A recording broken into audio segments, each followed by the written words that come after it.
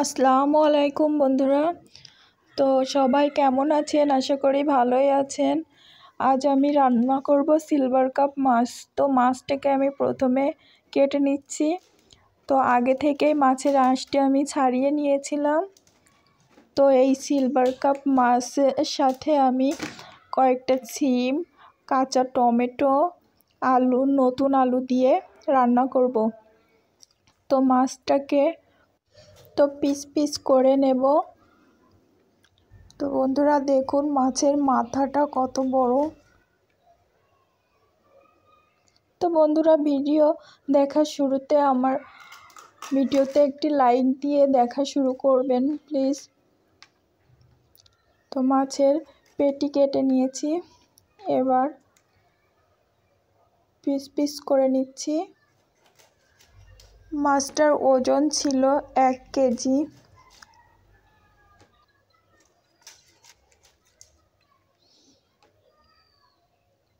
যে সিমগুলো রান্না করব সিমগুলো ছিল আমাদের বাড়ির সিম। তো আমি অন্য একটা ভিডিওতে আপনাদের আমাদের সিম গাছে দেখাবো কেমন হয়েছে।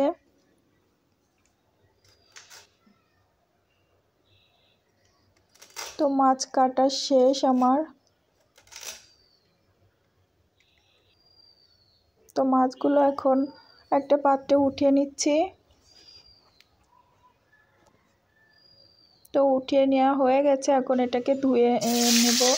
তো মাছ ধুয়ে নিয়ে চলে এসেছি ভাজার জন্য। কড়াইয়ে তেল দিয়ে তা গরম করে লবণ হলুদ দিয়ে মাছগুলো মাখিয়ে নিয়ে একে একে তেলের ভিতর দিয়ে মাছগুলোকে ভেজে নিচ্ছি।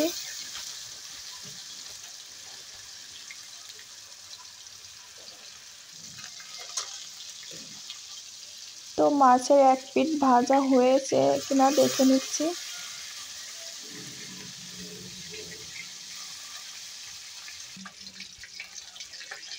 তো আবারও আরেক পিঠ উল্টে দিচ্ছি।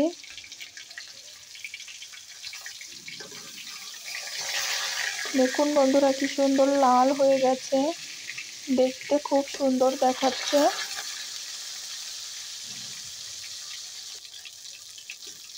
তো আমার মাছগুলো ভাজা হয়ে গেছে, এখন আমি উঠিয়ে নিচ্ছি।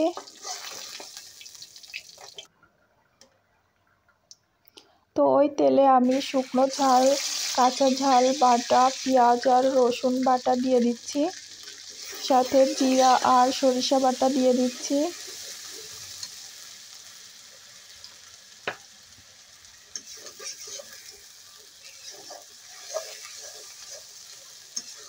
দিয়ে মশলাটাকে আমি ভালোভাবে কষিয়ে নেব।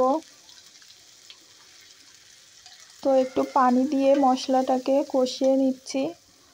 তো এখন গুঁড়া মশলা দিয়ে দিচ্ছি, হলুদের গুঁড়া, ধনিয়া গুঁড়া আর শুকনো ঝালের গুঁড়া আর পরিমাণ মতো লবণ দিয়ে আমি নেড়ে চেড়ে কষিয়ে নেব। তো তার আগে একটা পাকা টমেটো আমি দিয়ে দিচ্ছি মশলার ভিতরে। এই টমেটো এইভাবে মশলার ভিতরে দিয়ে মশলাটা ভুনা করে নিলে খেতে তরকারি অনেক টেস্ট হয়। তো আমি এবার এটাকে ঢাকা দিয়ে দিচ্ছি। তো বন্ধুরা যদি আমি সিমের ভিতরে পুরোটা কাঁচা মরিচ দিয়ে রান্না করতাম তো সিমটা খেতে একটু ঘাস ঘাস মনে হতো, তাই আমি একটু শুকনো ঝাল ব্যবহার করেছি। তো এবার মশলার ভিতরে আমি সিম, নতুন আলু দিয়ে দিচ্ছি।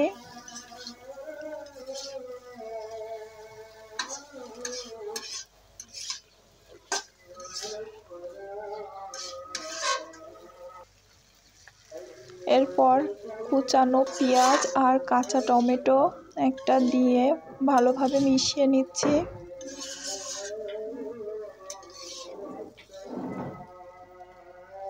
তো এ পর্যায়ে আমি কষানোর জন্য একটু পানি দিয়ে দিচ্ছি, বেশি দেব না, অল্প একটু দেব যাতে সিমটা ভালোভাবে সিদ্ধ হয়ে যায়।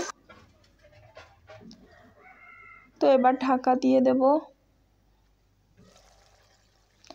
তো ঢাকা উঠে দেখছি সিম কতটা সিদ্ধ হলো আর পানিও প্রায় শুকিয়ে গেছে। তো আবার একটু ঢেকে দিচ্ছি কিছু সময়ের জন্য। তো এইবার পানিটা পুরোপুরিভাবে শুকিয়ে গেছে। এখন আমি এতে ঝোলের পানি দিয়ে দেব একটু নেড়ে নিয়ে। তো এবার ঝোলের পানি দিয়ে দিচ্ছি।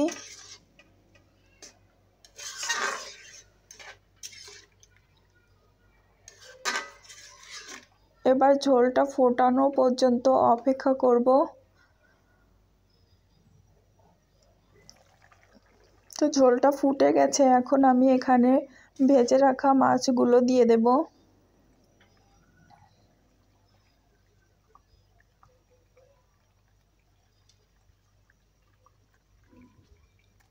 তো মাছগুলো এবার দিয়ে দিচ্ছি একটু ভালো করে ফুটিয়ে নিয়ে।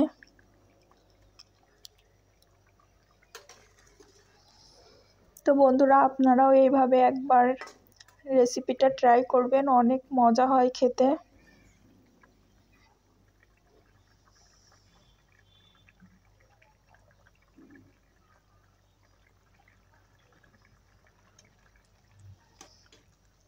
তো বন্ধুরা, আমার ভিডিওটি আপনাদের ভালো লাগলে আমার চ্যানেলটিকে সাবস্ক্রাইব করবেন, লাইক কমেন্ট শেয়ার করে আমার পাশেই থাকবেন। তো আমার রান্নাটা কমপ্লিট হয়ে গেছে, এখন এটাকে নামিয়ে নিচ্ছি। সবাই ভালো থাকবেন। রান্নাটা কি সুন্দর দেখতে হয়েছে দেখুন।